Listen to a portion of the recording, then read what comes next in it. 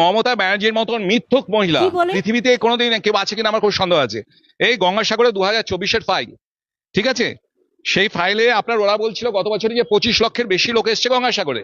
তা গঙ্গাসাগরে লোক যায় হচ্ছে যেটা ধরায় 10 থেকে 17 তারিখ অব্দি, ঠিক আছে। তা ওইটা তো লোকে তো উড়ে উড়ে যেতে পারবে না, তাকে তো ভেসেল বা লঞ্চে যেতে হবে। তা ভেসেল লঞ্চে যেতে হলে তাকে তো টিকিট কাটতে হবে। টোটাল 1,65,751টা টিকিট বিক্রি হয়েছিল। 1,65,751 জনই মাত্র গিয়েছিল, সেইটাকে বলছে 25 লক্ষ নাকি আপনার এই গঙ্গাসাগরে গিয়েছিল। মানে কতখানি মিথ্যুক।